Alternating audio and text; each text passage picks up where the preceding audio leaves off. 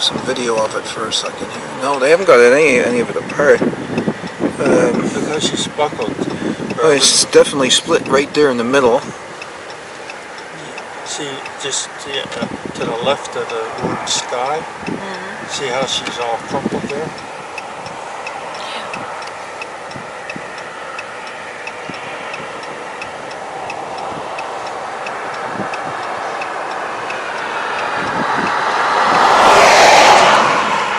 What happened anyway? He just skidded off the Well, he took the lights and everything with him.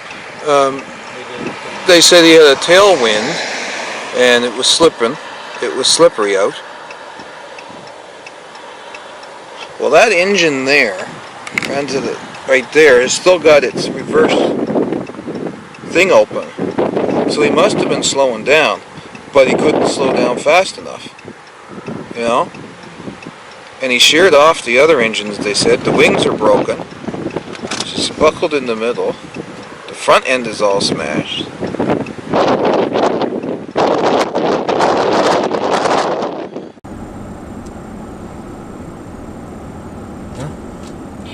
Yeah, the piece on the end is gone. Yeah. Yeah, she's buckled there in the center. She never buckled. There's no one coming. They'll never fly that again, will they? No! My dear, that No, thing they just- is garbage. Garbage now. For parts. Yeah, she's buckled right there in the center. Cracked out too. Yeah. Oh, I see. Yeah. Sorry for the wind noise in the background there, but anyway, yeah, you can see right there in the middle how it's buckled and split in two. All the engines are pretty much ripped off the thing. That one there, the fan, turbo fan in the middle of it, is all the blades are just totally gone. They're all chopped off. On this side here, you can see that outward board engine. It still has its reverse thruster open. So they obviously were trying to slow down as fast as they could right to the last minute. Emergency doors are open at the top, and they all got out. I guess all four of them that were in there, 4 or 5 of them, got out and were treated at the hospital. However, it's a wonder it didn't go right through that fence and off to the road.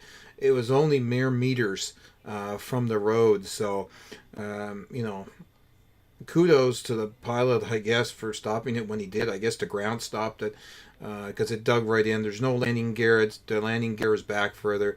There's 4 or 5 sets of the landing lights that are underneath it. You know, the engines were just sheared right off the thing. The cone at the back of the 747 is missing. Now, I have heard that those cones have an ejection chute at the back for helping to stop these things in the case of emergency. I don't know if that's the truth, but maybe someone could let me know. So if that's the case, then that's maybe what they use. But you can see right there how close it was to the road. Anyway, the road was closed all day yesterday, and it just opened up this morning, so I was able to get out and get some pictures before it gets disassembled and moved away. I was able to get quite a few shots. Some were blurry and some were pretty good because the fence is there, of course, and there's security walking around. They didn't mind people taking pictures at all. No one was really too bothered by that. The Transportation Safety Board was there doing their thing. They were working up in the cockpit at the time. You could see them up there moving around. But you can see right there, there's no nose landing gear whatsoever. It's underneath somewhere, or it's way back in the field. There's all kinds of wiring hanging there from one of the engines. That starboard side inboard engine is just wires hanging there. The outboard, that's the one that's got all the fan blades sheared off into it. And there's parts and pieces all over that field there from different parts of the plane. It's just a mere miracle, I guess, that it didn't come through or anyone else didn't get hurt. Anyway, there's some pictures of the cockpit. Now, there's one of the engines there, and it's quite the mess. That is on the starboard side, or the right side if you're on the right side of the plane.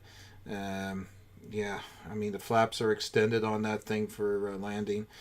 And there's the nose cone. It was damaged, probably when it hit the lighting strands. And there's the port side engines, and you can see how it really dug into the lawn or the grass there. So that's probably what stopped the thing. It was the engines itself. Ironically, they stopped by shearing off and digging right into the ground. Lots of damage in the nose cone section there as well. That's where all your radar is, up into the front up there. So they said it was empty, coming in for a lobster cargo and then going back to Alaska, and then from Alaska it would fly back to China with its load of lobster from here. To me, I don't know. That's like, well, that's kind of scary, thinking that, that's a cargo thing, and there's no cargo in it, that was empty. But I guess that's a blessing, because if it was full of cargo, it may have been heavier. It may have went right over the road. But you can see where she's buckled and split right in two, right down to where the wing is. And in the back there, you can see where the back cone has been ejected off the thing, or it's missing, or hit, or whatever, and it tore it off. But yeah, I mean, this is a big jet. This is a 747. I think it was a 747-400 cargo. It only has the upper deck, the short upper deck. So I think that's the 400. The 800 has the extended deck up in the top. However, like I said, this is cargo only, so there was no passengers on it. Thank goodness. And there was nobody hurt, so thank goodness for that. It was raining here that night, and they said, visibility was supposed to be pretty good. But like they said, there was a tailwind on that one. Now, this was on the shorter runway that this came in on. I don't know why they didn't use the longer runway. May have been due to wind shear. Sometimes you get some nice wind shear out there on the long runway. So that may have been why they were using this runway here. It came in on runway 14 up there. And where it went off the runway is down at the bottom there. You see 32 at the end, so it was runway 1432. So that was the location of this mishap, was at the 32 mark. So it was at runway 1432. Like I said, all the same, it was just sheer luck that it didn't take out those further towers there and go through the fence and over on the road. Not very far from it. But anyway, all kinds of people are getting photos and pictures. Now, there's a panoramic I took of it. It's a little dark, but I'm sorry about that. But yeah, it was very close. But anyway, that's it from me, the Canadian Daily.